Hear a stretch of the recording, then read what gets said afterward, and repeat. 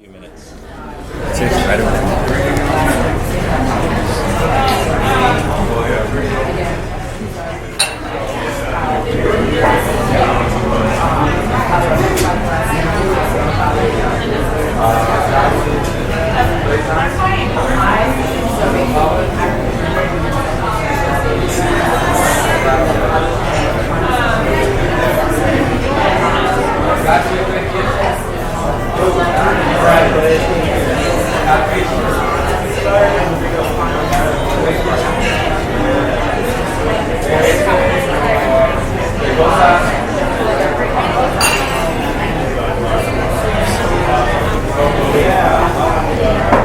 Welcome to Thinking Captions 2015 here at the Cartoon Art Museum!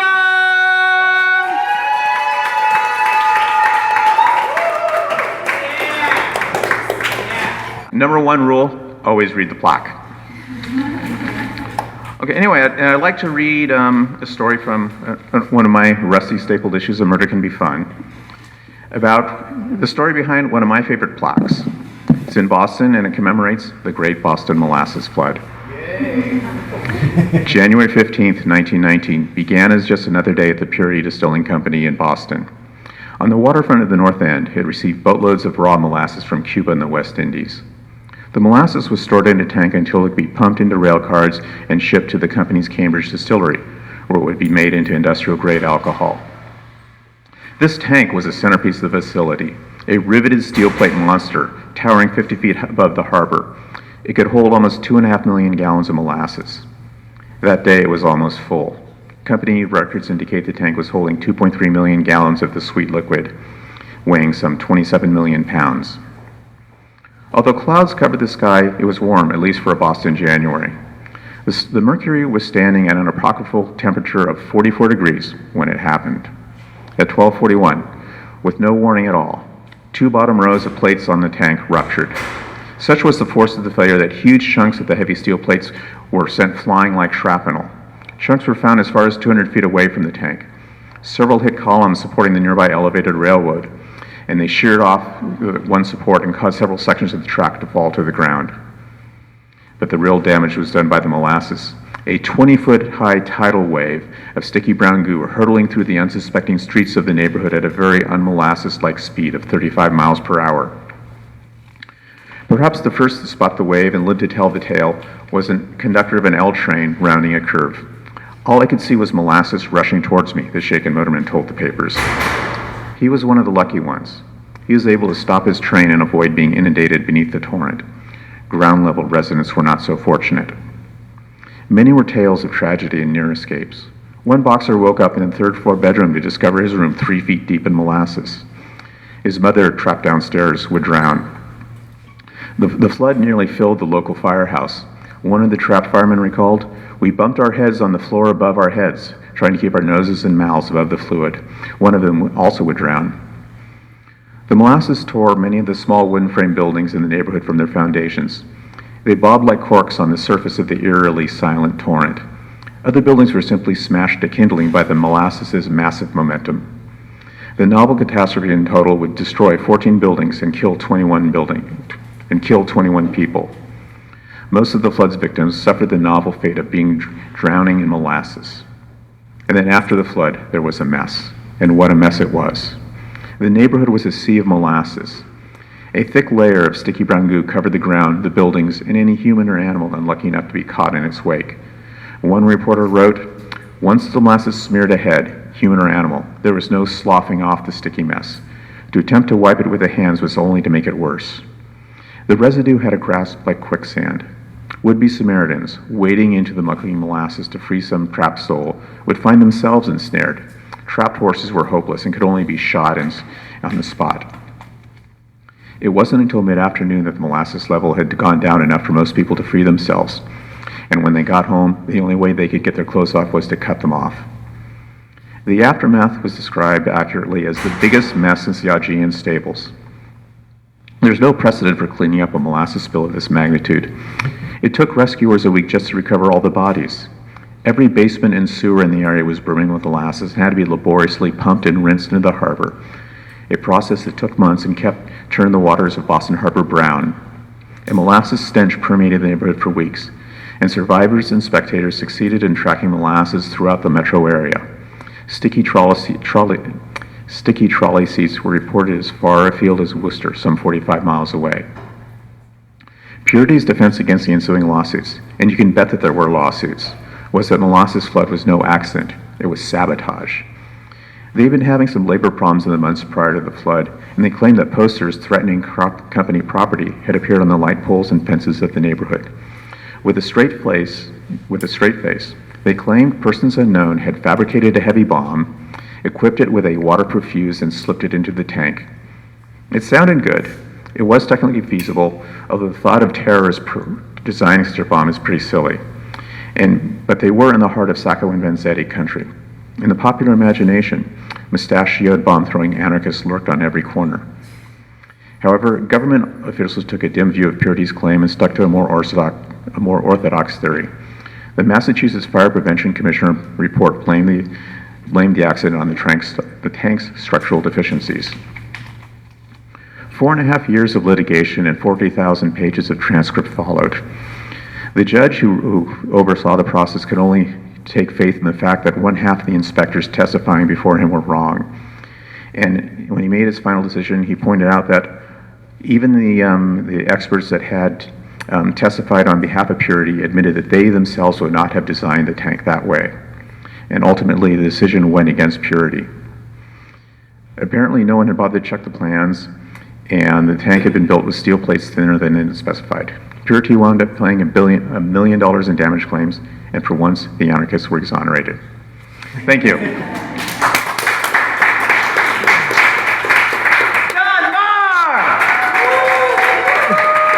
A.V. Jeter does these absolutely incredible zombie stories, but both the heroes and the villains in them are people of color. And by putting people in the center of the story, on both sides of the story like that, to me, it's this incredible way of using zombies to humanize people. Also, we were talking about this earlier, her comic series is one of the best architectural surveys of Oakland that you can find for the price. Every burger stand worth visiting, every set of columns is beautifully rendered in them. With no further ado, A.V. Jeter!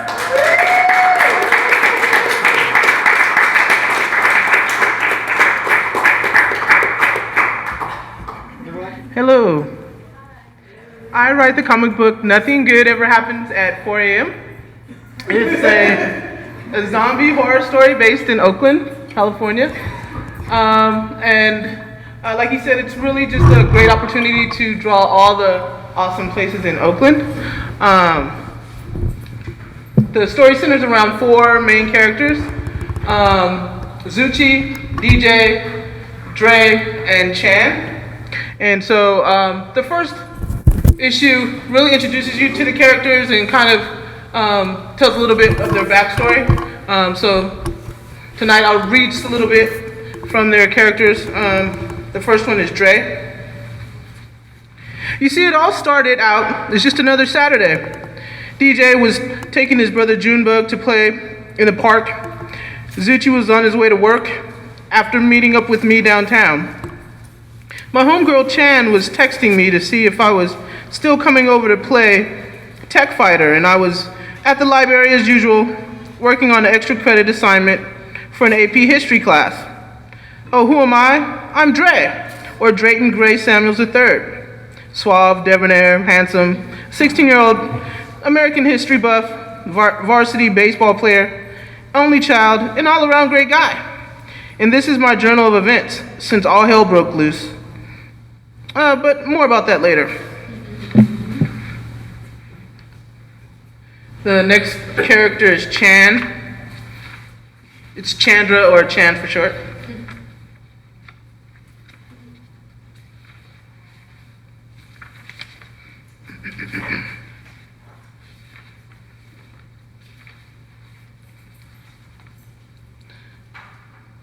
Nothing matters more to me than beating the high score. Not food, not water, not weed, not sex.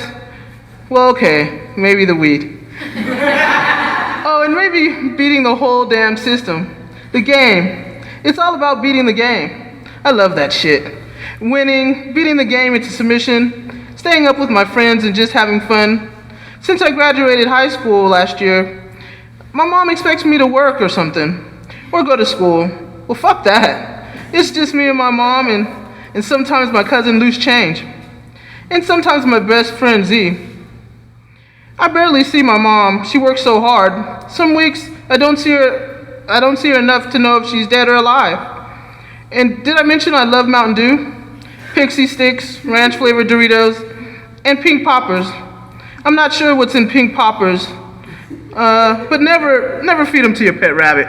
I no longer have a pet rabbit. Well, this is my journal, and I'm writing down all I can remember. Not sure if I've mixed too many pink poppers or Mountain Dew, but I can barely sleep, and all I can remember is playing Tech Fighter with Loose Change. Next character is DJ.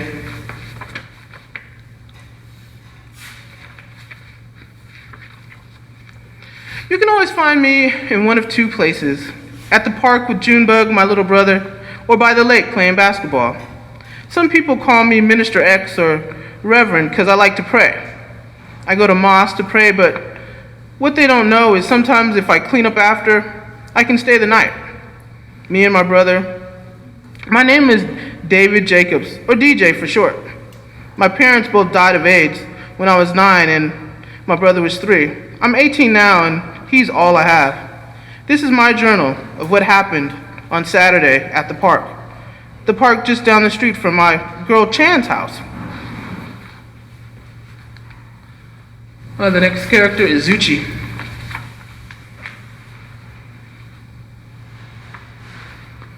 And by the way, this all takes place pretty much in a 4-block area. And Zuchi works at a corner liquor store. I think we've all seen those in Oakland. I love to dance. I love to skateboard. I love my friends. I work at the candy shop, a liquor store that sells mostly candy to neighborhood kids. I love my boss, the candy man. He's like a father to me. He's the only adult that even gave me a chance. My mom kicked me out when I was 12. I'm 16 now, and I don't know my real dad. I stay with my best friend Chandra.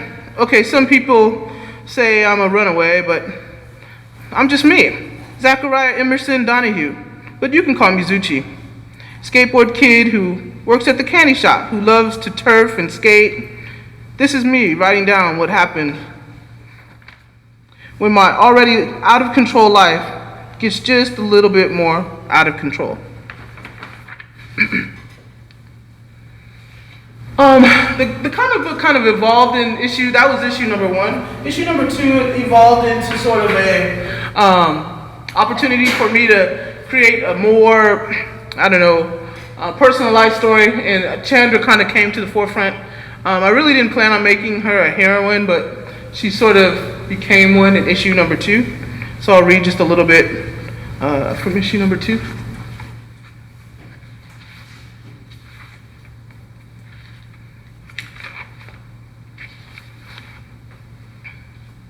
What just happened, man? I don't know. He was crazy. He attacked us. Is everyone okay? You guys, what do we do now? Do you hear that? Hear what? You're not going to believe this. Chan, are you alive? Chan, are you there? Please help me. I'm in the church. Please answer me. So issue number 2 is pretty much Chan going to find her friend Jade. Like I said, I really didn't plan on making her a hero, so she pretty much travails through Oakland. And so it's a kind of a apocalypse version of Oakland with all the buildings and landmarks. I don't know if anybody's familiar with downtown Oakland. There's a church there. And pretty much I'm not going to say it's a superhero comic book yet, but she's starting to emerge as a hero. So that's it.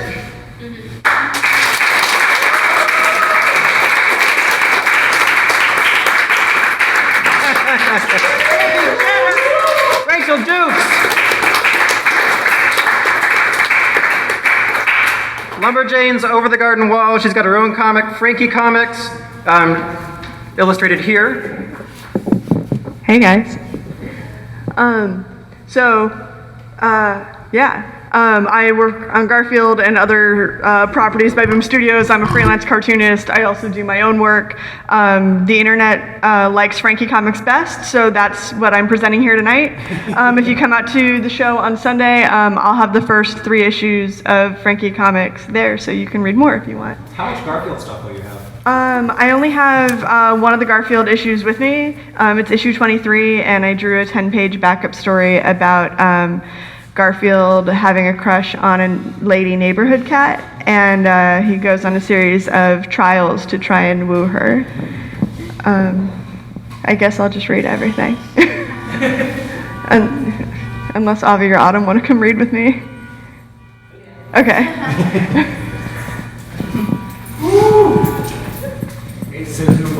I don't know. We can switch off. I can be me, and then one of you can be Mike. I'll be Frankie. Or you can be Frankie. I don't know if she talks in any of these. Okay. Look, Mike, that kitten is by our door again. We aren't keeping it. Oh, wait. That's the end of the story. Thanks for coming out. Yeah. Good night. Okay. Put it here and that. I have to point it. Okay. But she's so cute. No. We should let her in. For 30 minutes. For keeps. It can come in for a visit, but it cannot stay. We are not going to keep it. Snoring. So that's how we got Frankie. Hey, Frankie. Guess who gets her very own bed? Come here, good girl. Check it out.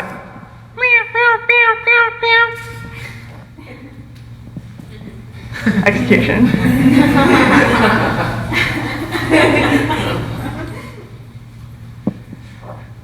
Wouldn't it be great if Frankie was big, like a lion? We could ride around on her back?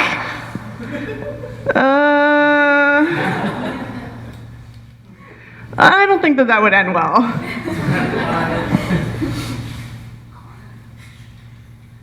Oh, okay. You're excused. I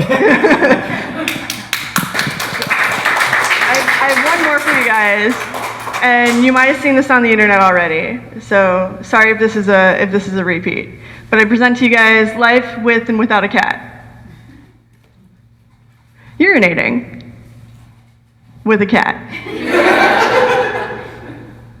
Washing hands with a cat. Cooking dinner with a cat. Browsing the net with a cat. Cats for constant companionship. The end.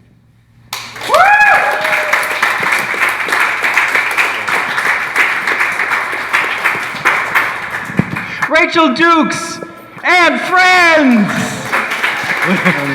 With no further ado, I'm just going to hand this to you. Tyler Cohen!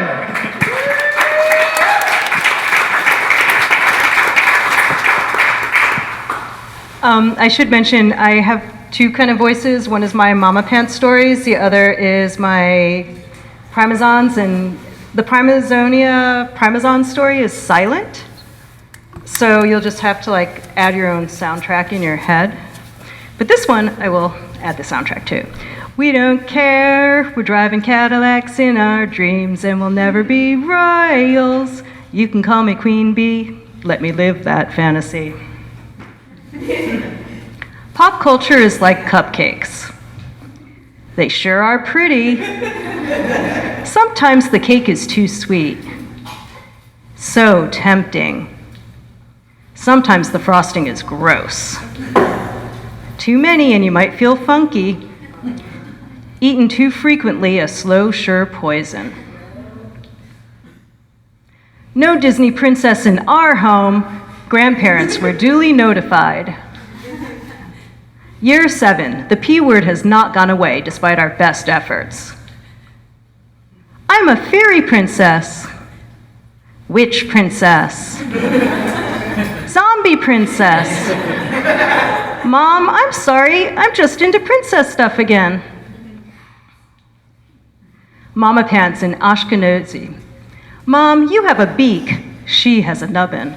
Honey, I don't have a beak. Goyim have beaks. Jews have a schnoz.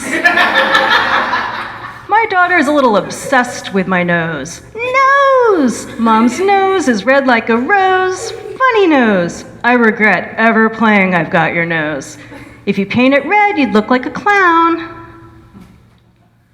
Can I pinch it just once? Gently. Ow, gently. Mom, why do you have such a big nose? Sigh, you can see how this gets old. My nose, my mother's nose, my mother's mother's nose. Can I hug your nose? And, okay, this is.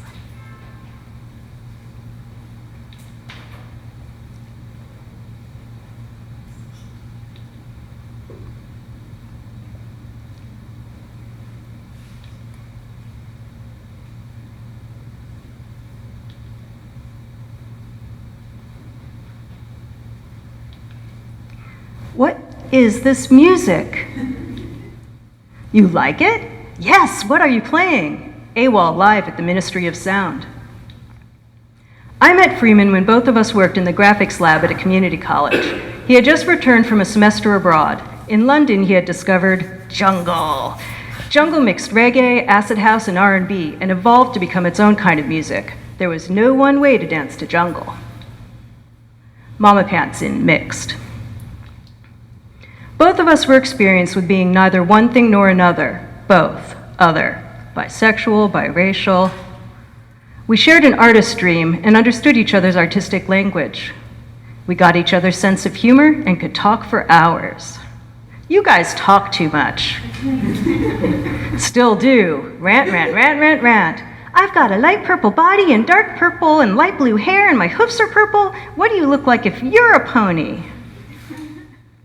Race is such a messy thing in this country. I'm not black. Yes, you are. Well, the one-drop rule was officially set in place under the 1924 Racial Integrity Act and officially ended in 1966, 4 years before Freeman was born. Under one drop, anyone with a drop of African blood was black, Negro, no matter how they looked or identified. Still, sometimes we wondered, Dad, do you have any bluegrass? There is no doubt my daughter will have pale skin privilege. Heck, she's practically see-through. A little bit of olive and a whole lot of oil, mixed with light brown skin. Hey, where'd the melanin go? You never know how genes are going to remix. But if it comes up, yeah, her dad is black, biracial. Generally white folk, really? Whereas black folk, I can see it. Last year, my daughter got asked that question for the first time. Nene, what are you? Huh? What do you mean by what? I mean like I'm Japanese, Scottish, French, and Polish. Do you mean like ethnic roots? Yes. Do you want me to answer for you? Yes. Okay, so I have lines coming from England and Middle East through Eastern Europe and somewhere in West Africa. When my dad visits, wow, she's so beautiful, so exotic. Eye roll.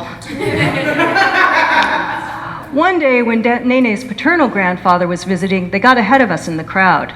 Nene, who's this you're with? Some father from her nursery school. We're going to Burgermeister. He stuck close until we emerged from the crowd. Hi, Tom, meet my father. Tom sure rushed over. Many of Nene's friends are mixed in one way or another, some of their parents too. American Black and French, Japanese, Haitian, English and Scottish, Puerto Rican, English, Armenian, Finnish, Filipino, Egyptian, Chinese, German, Swedish, Mexican, English, French. How old were you when you first understood yourself to be mixed? I was about Nene's age, 9. A neighborhood kid called me Zebra. In what way is she going to define herself? She's going to have to figure that out for herself, just like I did. But hey, at least she's finally developing some rhythm. And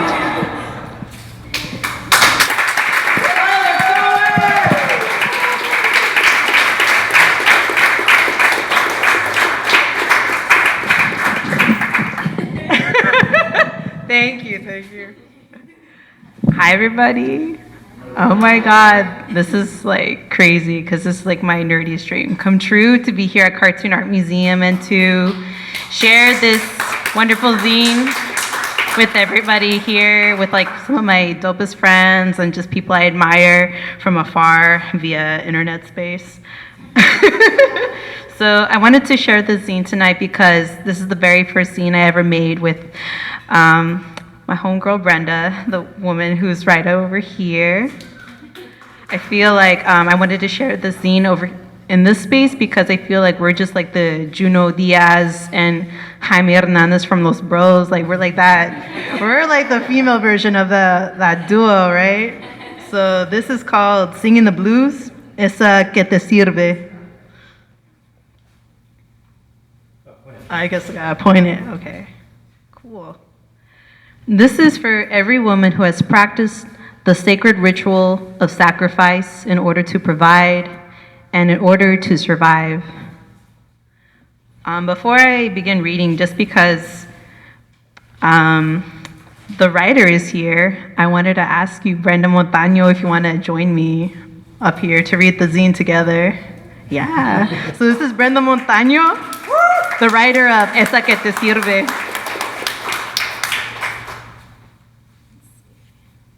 We're starting on page 9. Yeah? You sure? Okay.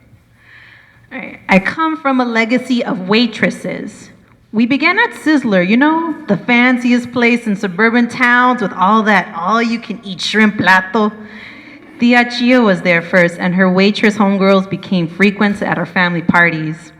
They come in their uniforms for some birria y chelas, and they dance to Spin It and Ring My Bell and La Sonora Dinamita. Then my older sister worked there illegally at 14 years old, but she developed chichis as a very young girl, 9 years old, in fact. And you know, I think the male manager really liked that, especially at the time. You walked into Sizzler, and I swear, nothing but all these beautiful chicanas. I think everyone liked that.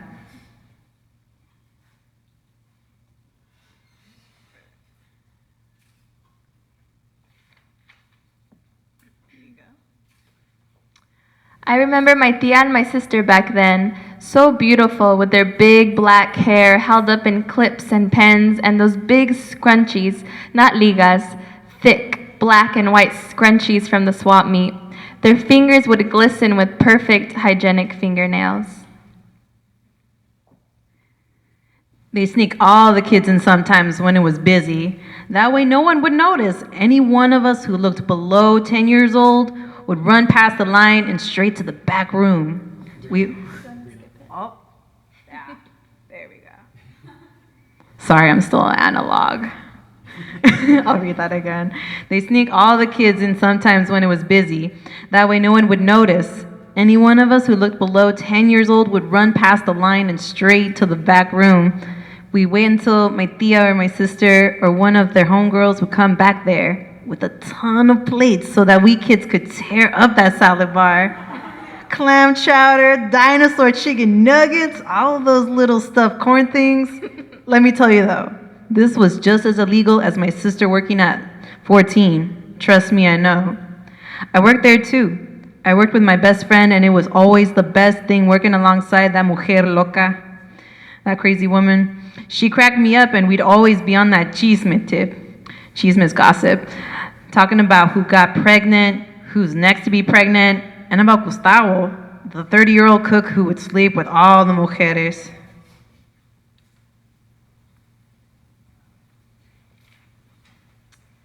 One time, he went on break with one of the other hostesses, and when they came back, she had a hickey the size of Jupiter on her neck. He never slept with me or my friend, though. Hell no. We'd be talking about all that juicy, crazy stuff, not even thinking at all about that cook, ese viejo nasty. We'd always be laughing.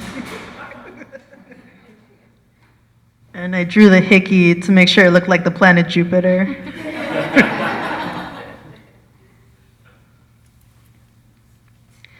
But there were many days we didn't laugh. Days when the manager would say we better not have black boyfriends. He was some French asshole who ended up in Moreno Valley Califas, telling me and my homegirl to not have black boyfriends. Who the hell was he? And there's a chart of the boss man. He's vertically challenged, has to exercise his dominance by asserting authority to everyone who looks down upon him, and he has receding hairline. Saves on shampoo, but he doesn't like how he's appearing to look more like a short version of Homer Simpson every day. He has some 15-something balding man. He was some 50-something balding man suffering from that Napoleon complex. Short, angry.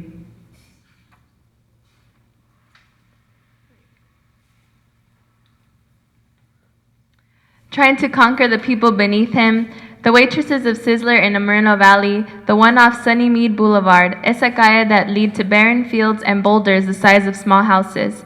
I was 17. Who the hell was he? Trying to not only invade my personal love-seeking life, but also deny me of my roots, those African roots, those Chicana Afro roots, ese ritmo on the skin the color of dark, warm honey dripping from the honeycomb, trying to segregate me, to fight violently against my black sisters and brothers. Psh, nah, no controles mis sentidos, pendejo. I kind of told him this once. I thought it all the time, though.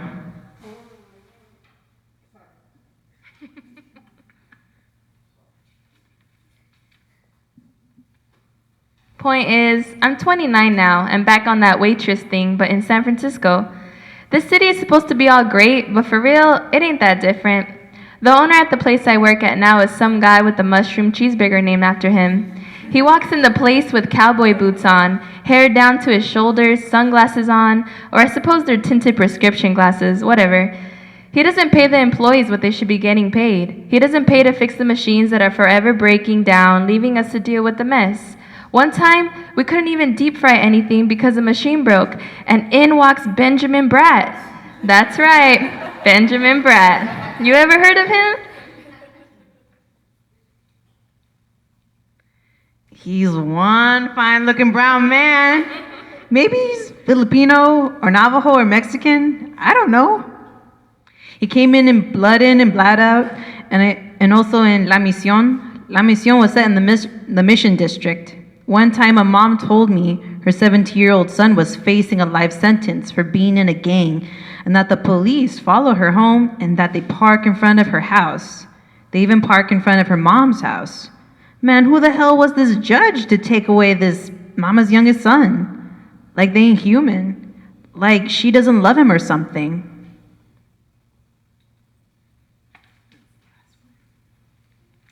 Anyway, the other movie is set in Islos. My tia's house comes out in it. I'm serious. The alley you gotta go down to get there comes out in one of the chase scenes. Benjamin Bratt in my tia's hood. Benjamin Bratt in the diner I work at. Can you imagine that? I was his waitress too. I swear, I got a picture proving it. That's it, you gotta read the rest on your own.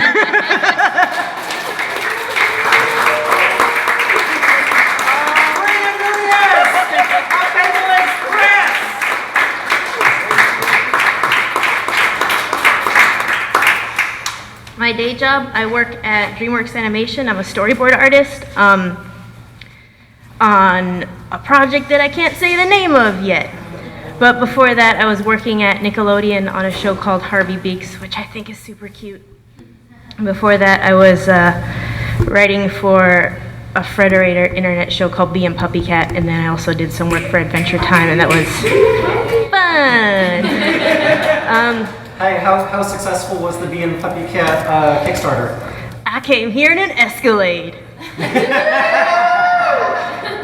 No, it's really cool. I'm excited to see all of it because it looks really pretty, and I'm excited. I hope people are patient and that they like the end product. Yeah. Hey Madeleine, do you have a print comic? I brought a sketchbook full of Street Fighter people that I've been drawing. comic released by Boom Studios? I guess. Oh yeah. I have a mini series, a 6-issue series called Helpless Great Warrior. I just finished it in July, and that was based off of a webcomic that I started a couple of years ago.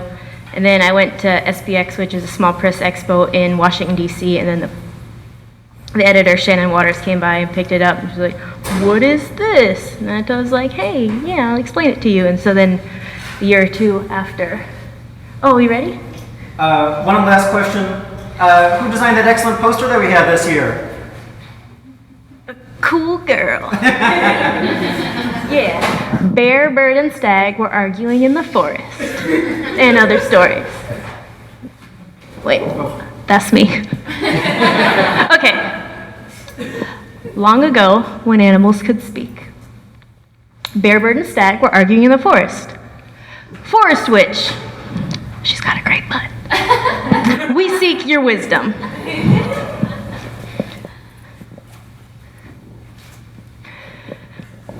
Will you tell us who should be king? Oh, a contest! You have to prove you're royal.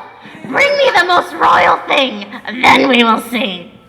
I'm gonna win. I'm gonna win. Me. We.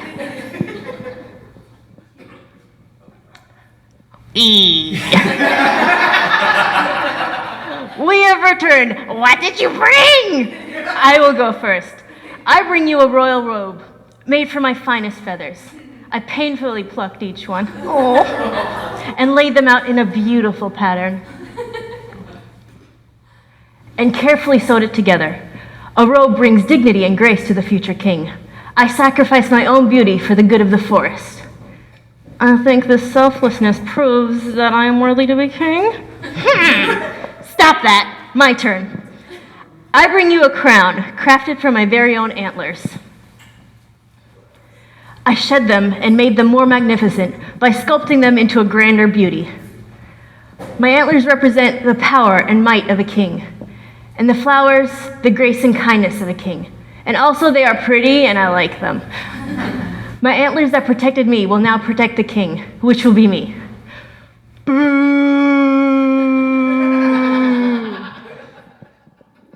I made a royal scepter. Yeah, you like that. So royal, right?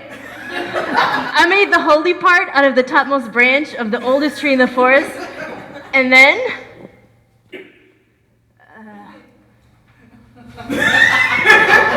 That's it. Lame. Well, these items certainly are real. Good job, good job. Woo! So, who will you choose? I choose me. I am the forest queen. What? And as queen, I'm going to hex away every animal's ability to speak, so that you can never speak out and rise against me. Bye. We. Wah. So yeah. That's what.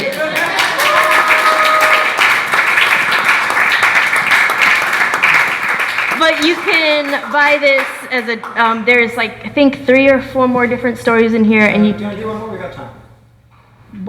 I think they're kind of heavy after that. Like, sad stuff. But yeah, okay, well, let's see what the next one is. I think the next one is about, no, that one's sad. We'll go to the next. Yeah. Okay, this one's nice, I think. My body is a vessel for my soul. Little parts of it escape in the form of words, morning, and kisses. Eventually, all of my soul will escape, and I will no longer need a body. Oh, I think I missed a page. But I will live on, as every joke, song, story, whisper, shout. I love you. That was for my husband.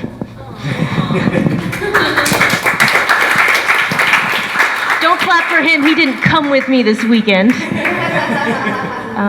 I could do this one too. All right. This one was I think the first one that I started doing, I decided I was trying to do one little folk tale or myth a month, and so I started drawing them with 1 hour time limits, and I would draw each panel and post the panel on Twitter, and then I'd have like a couple of minutes to draw the next one, and yeah, that was fun and stressful. But at night, my eyes go wandering. I got little feet.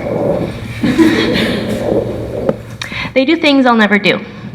They'll go places I will never go. And see things no one will ever see. I don't know how to draw whales.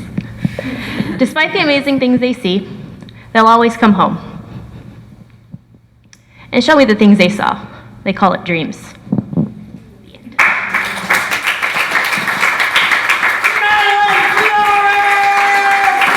And my mom. Did you like the stories, Mama? Madeleine Flores is mine!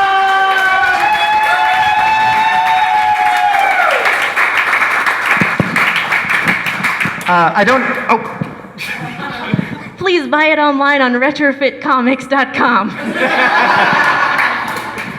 I don't have to look at Madeleine's table number because she will be exhibiting at the Power Donut in the center of the big room all day on Sunday. I'll also be doing a Q&A with her at 3:30 on Sunday, and she'll be doing special drawings for anyone who lets her pet their dog.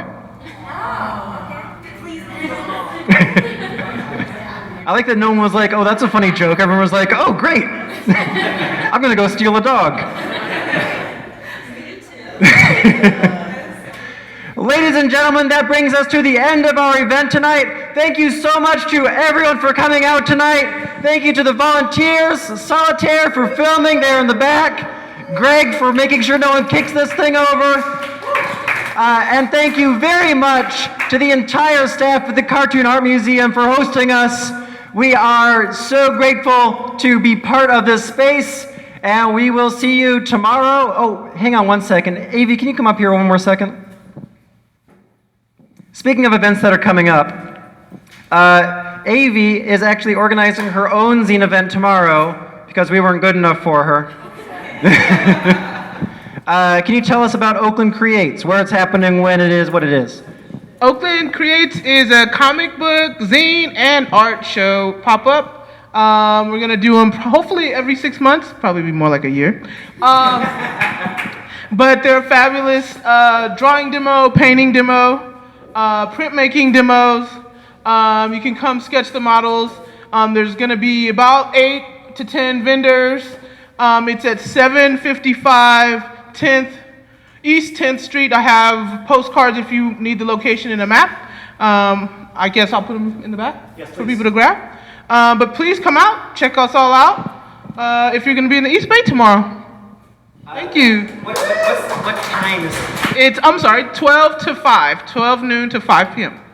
And as you may know, Trans Bay BART will not be running tomorrow or on Sunday. So if you'd like to get your fix of zines and you don't want to hitchhike across the bridge, Oakland Creates is where I'm going to be. Also exhibiting Oakland Creates is Nia King, my former intern, who still pretends to know me sometimes when I see her, even though she's all famous now. All right, that's it, folks. We will see you tomorrow, and we will see you Sunday. Thank you so much for being here. Go pick up some merch at the merch table and take all those snacks so we don't have to carry them home. Thank you.